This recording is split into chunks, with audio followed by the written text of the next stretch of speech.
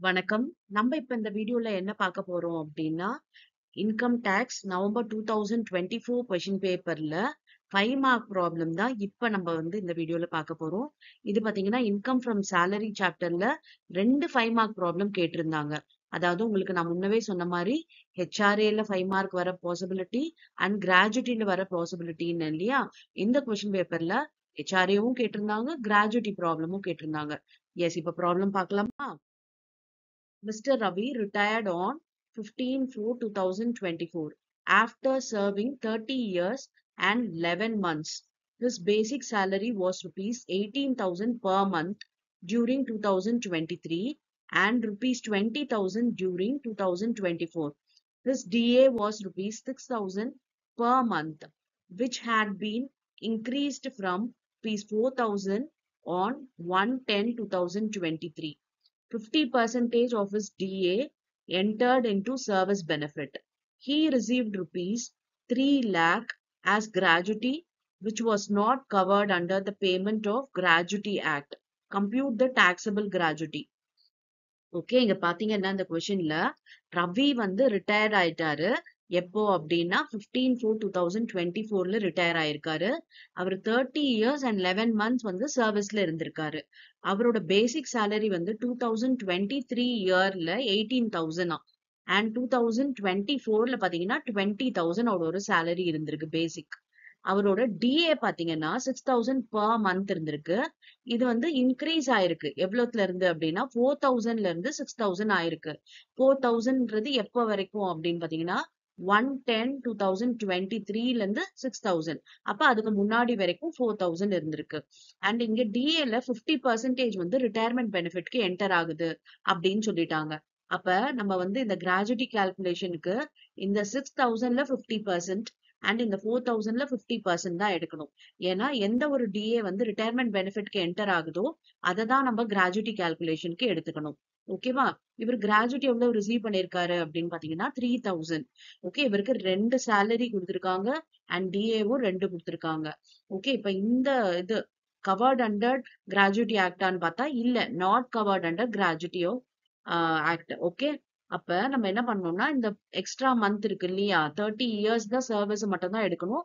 இந்த 11 மந்த் நம்ம ஒரி பண்ணிக்க வேண்டிய அவசியம் இல்ல. Because not covert under gratuity act அப்படின்னா நம்ம மந்த்ஸ் இருந்துச்சுன்னா அதை ஜஸ்ட் விட்டுடணும்.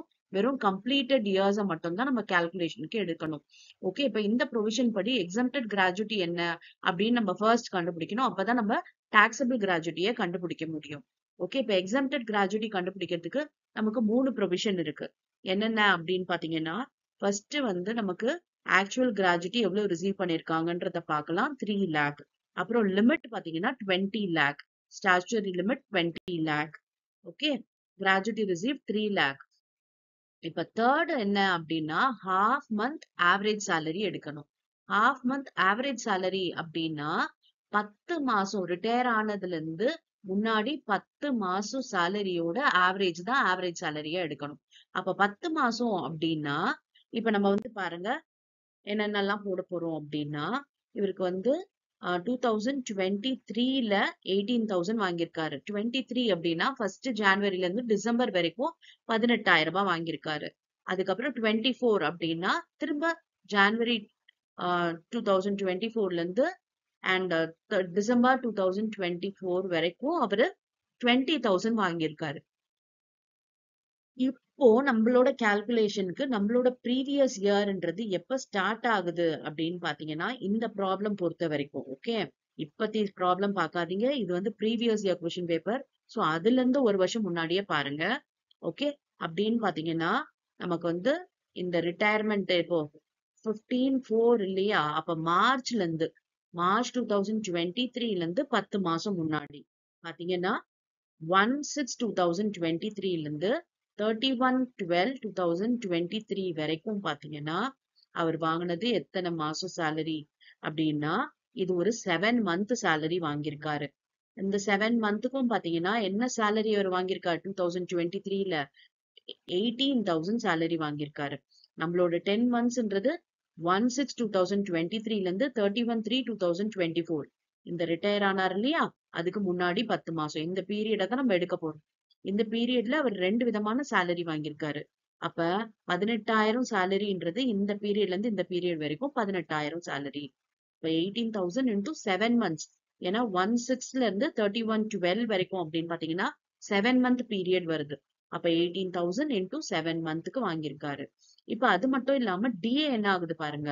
1/10/2023ல இருந்து அவருக்கு 6,000 ஆயிடுச்சு. அதுக்கு முன்னாடி வரைக்கும் 4,000 இருந்தது டிஏ. அப்ப இந்த பீரியட் அப்படின்னும் போது டிஏ எத்தனை மாசம்ன்றதையும் கால்குலேட் பண்ணணும். பாருங்க, இந்த 18,000 into 7 month salary basic இது போட்டுட்டோம். இது DA 6,000 into 50%. எதுக்காக 50% போடுறோம் தெரியுதா? ஏன்னா DA enters into benefit அப்படின்னு பாத்தீங்கன்னா 50% தான். அதனால இந்த 50% போடுறோம். இது 3 மாசம் தான். ஓகே, ஏன்னா 1/10/23ல இருந்து அவருக்கு 6,000 ஆயிடுது. அப்ப 10ஆம் மாசம் 11 12 6,000. ஓகேவா? அதனால இது 3 மாசத்துக்கு போடுறோம். அதுக்கு முன்னாடி எல்லாம் அவர் 4,000 தான் வாங்கியிருந்தாரு.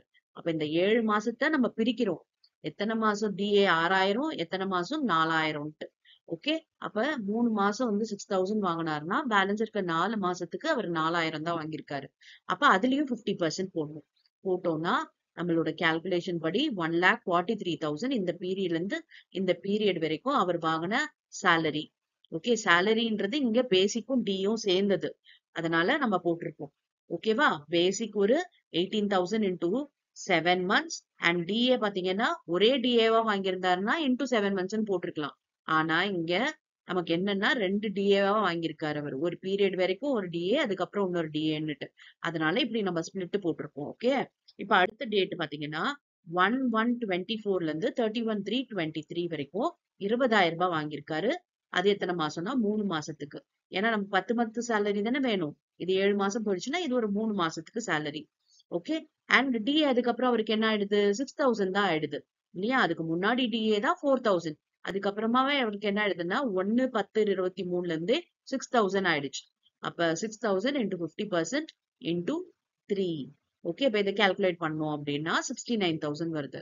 அப்ப மொத்தம் இந்த 10 மாசத்துக்கு அவர் வாங்கின சேலரி எவ்வளவு அப்படின்னா 2,12,000 வாங்கியிருக்காரு. சோ இதுக்கு நம்ம ஆவரேஜ் கண்டுபிடிக்கணும். எப்படி? டிவைடட் பை 10 தான் ஆவரேஜ். ஓகே, அப்ப பாத்தீங்கன்னா 21,200. இப்ப இந்த ஃபார்முலால போடலாம். Half month into 21,200 into completed year. Completed year எவ்வளவு? 30 இயர்ஸ். ஓகேவா? இது வந்து not covert under gratuity act. ஒருவேளை கவர்ட் அண்டர் கிராஜுவிட்டி ஆக்டா இருந்துச்சுன்னா நம்ம வந்து இந்த பார்ட் தேர் ஆஃப் 6 மந்த்ஸ்க்கு மேல போச்சுன்னா அது 1 இயரா கன்வெர்ட் பண்ணிப்போம். இது பாத்தீங்கன்னா 30 வருஷம் தான். அப்படியே போட்டுக்கலாம். பாருங்க, போட்டோம்னா 3,18,000 வருது. சோ இது மூணுத்துல எது லீஸ்டோ அதுதான் எக்ஸம்டட். லீஸ்ட் எது அப்படின்னு பாத்தீங்கன்னா இந்த 3 lakh தான். சோ இந்த 3 lakh இஸ் எக்ஸம்டட். சோ நம்ம என்ன பண்ணலாம்? இப்ப டாக்ஸபிள் கிராஜுவிட்டி பார்க்கலாம். Gratuity received 3 lakh, exempted 3 lakh. அப்ப டாக்ஸபிள் பாத்தீங்கன்னா nil. புரிஞ்சுதா? ஈஸியா இருக்கு இல்லையா? இப்படிதான் வந்து நம்ம கிராஜுவிட்டி கால்குலேஷன்ல உங்களுக்கு ப்ராப்ளம் வரும். ஓகே, இப்ப நெக்ஸ்ட் பாத்தீங்கன்னா நம்ம வேற சாப்டர்ல இருந்து நம்ம ப்ராப்ளம் பார்க்கலாம். Thank you for your patient listening.